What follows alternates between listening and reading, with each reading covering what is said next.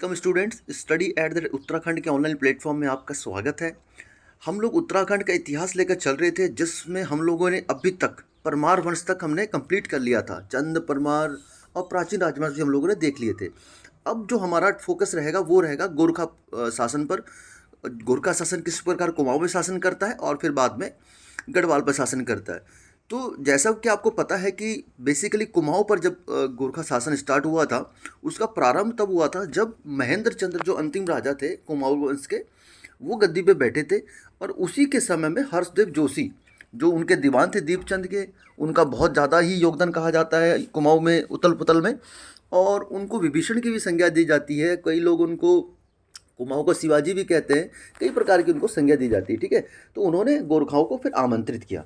तो यहाँ से फिर प्रारंभ हो जाता है 1790 में गोरखाओं द्वारा कुमाऊं पर आक्रमण करते हैं।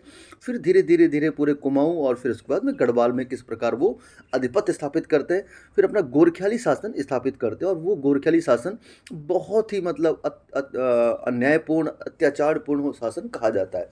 तो ये तो उसका जो प्रारंभ था। उसके बाद जो हम देखेंगे, जिस प्रकार कल हम लोगों ने परमार वंश का प्रशासन किया था, आपका बहुत सहयोग मिला था, उसी प्रकार मैं सोच रहा हूँ कि एक बार फिर से गोरखा जो प्रशासन था उस पर मेंस में एग्जाम में क्वेश्चन बन जाता है, तो एक डिटेल लेक्चर उसके लिए भी लेकर आ जाएंगे, ठीक है। और जैसे ही ये गोरखा शासन समाप्त होगा तो फिर टिहरी राजवंश भी स्टार्ट हो जाएगा। गोरखाओं के बाद जब गोरखा चले जाते हैं तो टिहरी प्रशासन स्टार्ट होता है 1815 के बाद से, ठीक है। तो फिर उसको भी, उसके भी एमसीक्यू क्वेश्चन करेंगे। तो स्टार्ट करते हैं फिर पहले क्वेश्चन से हम लोग। पहला क्वेश्चन है हमारे सामने, गोरखाओं ने कुमाऊं पर किस वर्ष आक्रमण किया। बहुत आसान प्रश्न है, कई बार एग्जाम में ये आया हुआ है, ठीक है। ओके।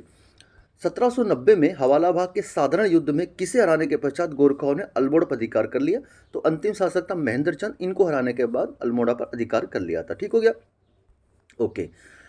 कुमाऊं में गोरखाओं के अधिकार के बाद प्रथम गोरखा सूबेदार कौन था, ठीक है। तो प्रथम गोरखा सूबेदार कुमाऊं की बात कर रहा है, ना कि गढ़वाल की बात कर रहा है। तो वो जोगामल शाह थे, ठीक है। जोगामल शाह प्रथम गोरखा सूबेदार थे, ठीक हो गया। कुमाऊं पर गोरखाओं का अधिकार कब से कब तक चला, ठीक है।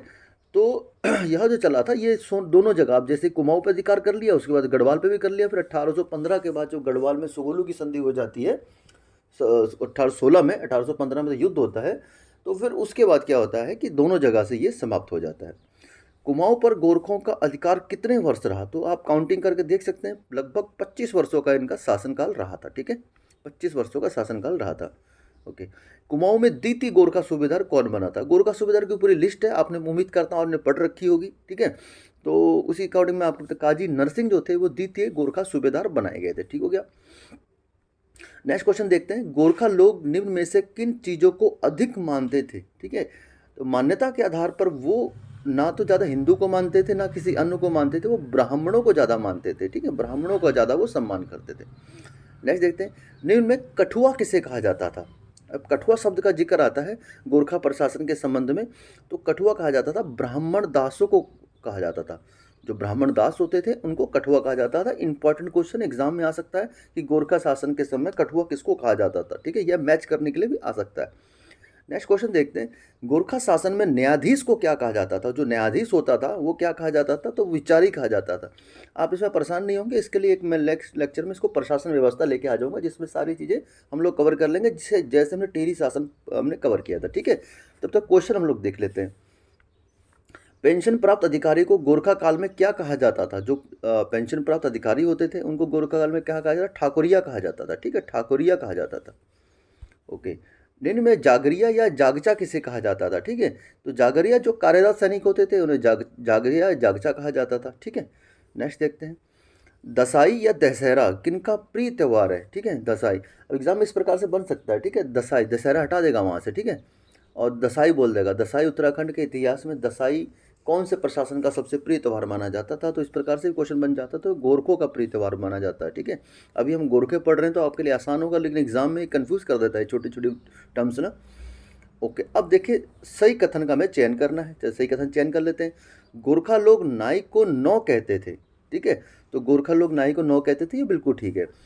शिल्पकर्मी को गोरखा कामी कहते थे, बिल्कुल ठीक है। मंदिरों में दान भूमि को गुण भूमि कहते थे, ये तो आपको कई बार एग्जाम में कहीं ना कहीं क्वेश्चन बन रहा था। ये सारे के सारे सही हैं, ठीक है। ओके। नेपाल का समूचा साहित्य किस भाषा में मिलता है? ठीक है, नेपाल का जो समूचा साहित्य है, ठीक है, वो किस भाषा में मिलेगा? वो नेवारी भाषा में मिलेगा। नेपाली भाषा से नेवारी भाषा बना है, ठीक है। ओके। मंगल की रात, मंगलवार रात्रि कांड नामक घटना किस सूबेदार के समय घटित हुई थी? ठीक है, तो ये आपने पढ़ा होगा मंगल रात की घटना। तो ये नरसिंह शाही के समय ये घटना घटी हुई थी, ठीक है। ब्राह्मणों पर कुसही नामक कर किसने लगाया? तो कुसही नामक कर, ठीक है, ब्राह्मणों पर लगाया जाने वाला कर ये लगाया था बमसा द्वारा, ठीक है। किस सूबेदार का कथन था ब्राह्मणों के पैर पूजे जाते हैं सिर नहीं? ठीक है, यह कौन से सूबेदार का कथन था? तो यह जो कथन हो जाएगा अजब सिंह का। थोड़ा सा डिफरेंट क्वेश्चन है, एग्जाम में इस प्रकार क्वेश्चन बन जाते हैं, ठीक है। ओके। निम्न में कौन सा गोरखा सूबेदार किसानों का हितैषी था? ठीक है, किसानों को हितैषी को किसको कहा जाता है? हस्तिदल चौतरिया को भी कहा जाता है, ठीक है। हस्तिदल चौतरिया को ही किसानों का हितैषी कहा जाता है, क्योंकि किसानों को ऋण आदि की व्यवस्था भी इन्होंने करी थी, ठीक है। गोरखा सूबेदारों में सर्वप्रथम भूमि बंदोबस्त किसके द्वारा कराया गया? तो वेरी वेरी इंपॉर्टेंट क्वेश्चन, ठीक है। सिंपल क्वेश्चन आजकल नहीं बनते एग्जाम में, आपको पता ही है, ठीक है। तो यह जो कराया गया था जोगामल शाह द्वारा ही कराया गया था, ठीक है। नेक्स्ट क्वेश्चन देखते हैं। रण बहादुर शाह के बाद नेपाल का शासक कौन बना? ठीक है, तो रण बहादुर शाह का नेपाल शासक बने थे विक्रम शाह, ठीक है। विक्रम शाह जिक्र मिलता है, विक्रमपति शाह मिलता है, ठीक है। इस प्रकार से जिक्र मिलता है इनका। नेपाल का एकीकरण का श्रेय किसको दिया जाता है? ठीक है, नेपाल का एकीकरण का श्रेय बहुत ही प्रतापी राजा पृथ्वी नारायण शाह, ठीक है, पृथ्वी नारायण शाह को इनका एकीकरण का श्रेय दिया जाता है। किस नेपाली शासक ने साधु बनकर अपना नाम निर्गुणानंद रख दिया था? ठीक है, तो यह किसके द्वारा किया गया था? यह रण बहादुर शाह के द्वारा किया गया था, ठीक है। रण बहादुर शाह ने इस प्रकार से कार्य किया था, ठीक है। और अपने एक नया धर्म ये निर्गुणानंद नामक धर्म भी अपना लिया था इन्होंने, ठीक है। अंग्रेज व गोरखा के बीच युद्ध का कारण गोरखपुर का कौन सा प्रांत था? ठीक है, तो किस प्रांत के कारण जो स्टार्टिंग इनकी हुई थी अंग्रेज और गोरखा के बीच में, फिर बाद में उनको गढ़वाल पर आक्रमण के लिए अंग्रेजों को आमंत्रित किया गया था, ठीक है।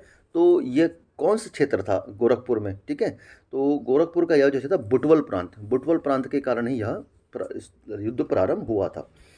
प्रद्युम्न शाह व गोरखों के बीच लंगूरगढ़ की संधि कब हुई थी? ठीक है, प्रद्युम्न शाह और गोरखों के बीच में जो लंगूरगढ़ की जो संधि हुई थी वो हुई थी 1792 में। लंगूरगढ़ की संधि के बाद गोरखा कुछ समय के लिए वापस चले गए थे और उन्होंने कहा था कि अभी हम कुछ युद्ध को स्थगित करते हैं, ठीक है।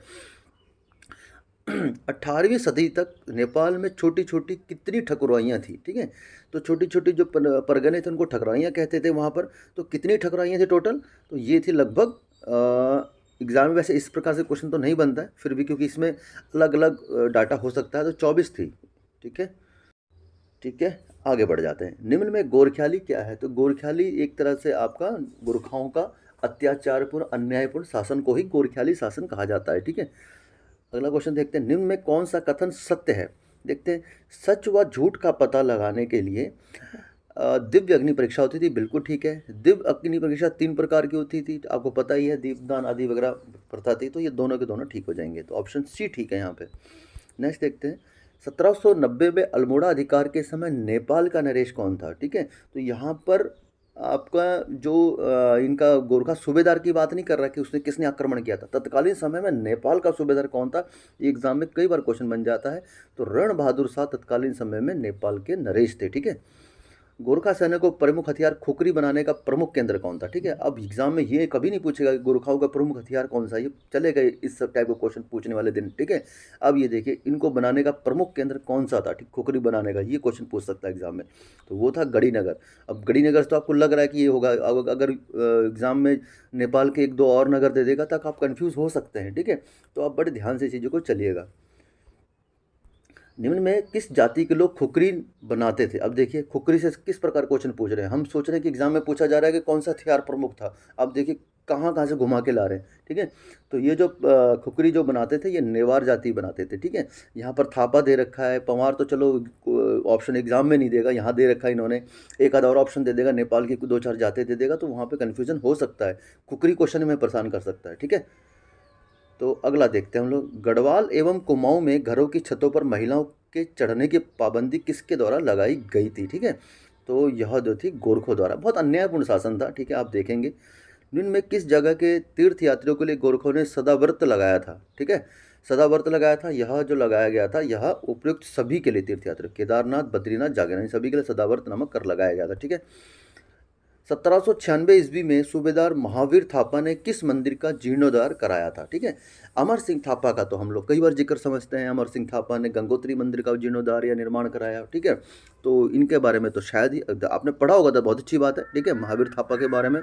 तो यह जो कराया गया था बालेश्वर मंदिर चंपावत। ठीक है, बालेश्वर मंदिर चंपावत।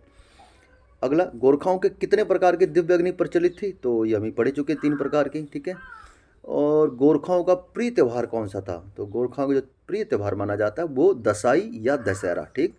गोरखाओं की राजभाषा क्या थी? तो गोरखाली थी। इसमें तो कुछ ऑप्शन सोचने वाली बात नहीं है। ब्राह्मणों के पैर पूजे जाते हैं और सिर नहीं, यह किसके समय की कहावत थी? तो अभी जस्ट हम पढ़ के निकले, गोरखाओं द्वारा यह कहा गया था। 1808 और 1811 ईस्वी तक गढ़वाल का सर्वेक्षण किसने किया था? ठीक है। तो अंग्रेजों के आने से पहले माहौल तो पहले सेटअप हो गया था, जब गोरखपुर के बुटवल का जो प्रांत था उसके चक्कर में, और फिर एक सर्वेक्षण किया गया था कि किस प्रकार से हमें इनको आक्रमण करना है या फ्यूचर में हमें आक्रमण करना पड़ सकता है। ठीक है, माहौल सेट हो रहा था, तो रैपर द्वारा सर्वेक्षण किया गया था। गोरखाओं द्वारा ब्राह्मणों पर कुसही नामक कर कितने रुपए का होता था? आप अच्छे से समझ चुके होंगे, कुसही नामक कर ब्राह्मणों पर लगता है। नॉर्मल क्वेश्चन पूछा जाता है, कुसही कर किस पे लगाया जाता था? गोरखों द्वारा ब्राह्मणों पर लगाया जाता है। या ब्राह्मणों पर लगाया जाने वाला कर कौन सा है? कुसही कर है। लेकिन कितना है ये तो एग्जाम में अभी तक आया नहीं, तो नहीं आया, तो अब ये आ सकता है। ठीक है, तो इसको बड़ा ध्यान से चलिएगा। कुसही नामक कर कितना होता था? तो ये होता था 5 रुपये प्रति मवासा। ठीक है, क्लियर यहाँ पे? ओके। सेवा के बदले में दी जाने वाली भूमि को गोरखा शासन में क्या कहा जाता था? ठीक है, तो यह जो वर्ड आता है, यह वर्ड आता है मंचौल भूमि का। ठीक है, मंचौल भूमि कहा जाता था। चंद राजाओं द्वारा लगाए गए 36 रकम एवं 32 कलम को किसने समाप्त किया? ठीक है, अब कौन समाप्त करेगा? चंदों के बाद कौन आए थे? तो ऑब्वियसली गोरखा आए थे, तो गोरखाओं ने इसको समाप्त कर दिया था। ठीक है। शादी व विवाह के समय लिया जाने वाला कर तो बहुत आसान है, टीका भेंट हम पढ़ चुके हैं। सैनिकों को वेतन किस कर से दिया जाता था? ठीक है, तो सैनिकों को जो वेतन दिया जाता था उसे उस कर का नाम था पुंगाड़ी कर। ठीक है, पुंगड़ी कर भी कई जगह दिखा है आपको, पुंगाड़ी भी दिखेगा। प्रत्येक नौजवान से 1 रुपये में लिया जाने वाला कौन सा कर था? थोड़ा सा नया शायद आपके लिए क्वेश्चन बन सकता है। ठीक है, तो नौजवानों से जो निकाह किया वो मांगा कर बोला जाता था, मांगा। ठीक है, मांगा कर कहा जाता था। निम्न में पुंगाड़ी कौन सा कर था? ठीक है, तो पुंगाड़ी कर जिसे कहा जाता था वो भूमि कर होता था। ठीक है, भूमि कर। और सैनिकों को इससे वेतन दिया जाता, जो अभी जस्ट हम पढ़ चुके हैं। ठीक, और आज के सेशन का लास्ट प्रश्न है, गोरखा शासन में गांव छोड़कर गए लोगों को से कौन सा कर लिया जाता था? ठीक है, तो बड़ा आसान है, रहता कर इसे बोलते हैं, तो रहता कर लिया जाता था। इनकी कर व्यवस्था भी बहुत सारी अलग अजीब ही टाइप की थी। तो ये थे आज गोरखा शासन के पार्ट 1 के हमारे प्रश्न। तो आपको सेशन कैसा लगा? तो उसके बाद आप पढ़ते ही रहिए। कुछ और प्रश्नों के साथ पार्ट 2 में आएंगे, फिर कवर करेंगे। क्वेश्चन करने के बाद हम लोग प्रशासन कवर कर लेंगे, अगर समय जिस प्रकार इजाज़त देगा। और हमें कोर्स भी कंप्लीट करना है, तो इस तरीके से हम लोग लेके चलते हैं। तो आपके सहयोग के लिए बहुत बहुत धन्यवाद। और कुछ सुधार की गुंजाइश हो तो प्लीज़ बताइएगा। फिर मिलते हैं नेक्स्ट वीडियो में, और तब तक के लिए जय हिंद।